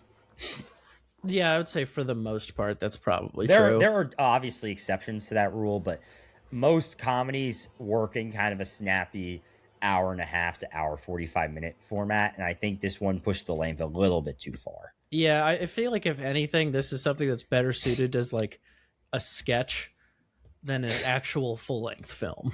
I think this could be like a recurring what was in Living Color sketch with Jim Carrey. Yeah. But I don't know if this necessarily lends itself to a movie. It's kind of like how sometimes those SNL sketches turn into movies and then the film barely can get to an hour and 20 minutes without basically just destroying the canon of the character. The only two I can think of that were successful is the Blues Brothers, which like undeniably... I have a hot take on this. I have two that people do not think are successful that I think are. But go ahead with your other one. Whether they're successful is more of an objective metric. Whether they're good is a different question. What I think are good. I thought you were going to say that you think Blues Brothers is bad. I was like, no, this will be a future episode of the pod. Blues Brothers is not in my top 3 of SNL based movies. It is That's 4. Crazy. But I have some hot takes with those that we can talk about more in that episode. So I don't want to spoil my SNL takes. Okay. But I do want to get into your movie rating, Matt. What would you rate this movie? I'm going to purposely end with mine because I think I have more of a positive view of this movie than you do. Yeah, for sure. You definitely do. I don't know if there was like some sort of drugs I should have been taking to get on your level with this movie, but it's called being me. All the points that we've both agreed upon about how poorly made the movie was, despite, some good funny lines and scenes. I had to give it a 4 because 5 is sort of the bar for would I just willingly watch this again in the near future. And having seen this movie twice now in relatively short succession. When did you watch it again? With you. I watched this a little while ago, but not that long ago. Like since I graduated college, I watched this movie for the first time, and then seeing it with you is the second time. And the first time I thought it was pretty funny, and the second time it was mostly miserable. So I think because there's so many good lines sprinkled throughout it, and Jim Carrey is just sort of incapable of giving a bad performance, I'll give it a 4, but I definitely couldn't go any higher than that. Yeah, I mean, we've already kind of touched on most of the flaws of the movie with the basically mess of a villain kind of character group that has no real defining traits and a plot that was usually muddled and at times completely incoherent. I do want to, as well as the strength of Jim Carrey's performance, I also think Renée Zellweger gave an excellent performance in this. I think she was on the level of Jim Carrey at points in the movie, which for any actress is really hard to do. I have this movie at a 7, and the reason I have it a 7 and not a 4, as much as I agree with some of the issues that plague the movie, I found a lot more hits than misses in this movie in terms of laughs. And I have kind of as I've mentioned before, I rank every single comedy I have watched that it's in the golden era of 94 to 2016 because I'm kind of a psycho like that. But I have this movie around 108 of the 190 movies I watched. It's right around the neighborhood of like Joe Dirt and the House Bunny, where they're movies whose plots make little sense and are based around one central performance. The central performance worked, and I laughed a lot. So even though the plot is definitely lacking, I didn't come to this movie for a compelling story. I came to the movie to laugh. And in that respect, I think it mostly accomplished its goal with some misses. But yeah, 7, I would not watch routinely, but if someone was in like 5 years from now, hey, let's watch Me, Myself, and Irene, I'd be like, all right. All right. So a combined score of 5.5. I think that is pretty much exactly what the critic and audience consensus on Rotten Tomatoes is. So we probably all argued the anti and pro side pretty succinctly. Yeah. All right. Well, take it away, Blake. That's a completed review right there. Yeah. So, want to say before I get into the outro of the episode, thank you so much to everybody who showed love both on our main Snatch episode and our reels, specifically the one about Brad Pitt just speaking gibberish in his role as Mickey as he tried to portray an Irish traveler. Really appreciate that. If you want to see clips like that and more, you can follow us on Instagram and TikTok at the Smash Cut Podcast, as well as subscribing to us on YouTube, Spotify, and Apple Podcast. We are the Smash Cut Podcast. That is Matt Grayson. I am Blake Hammer. Next week, we will be reviewing a movie that's a bit of a change of pace. So in this movie, we watch a movie where Jim Carrey plays a guy who raises black children that are not his own. The next movie we'll watch will be starring Mark Wahlberg, who is a guy who hates black people and who does not think they are similar to any of his own kind whatsoever. We will be watching a movie I know pretty much nothing about besides that. It is The Italian Job. Get hyped for that one. And as always, stay smashed. That's a review.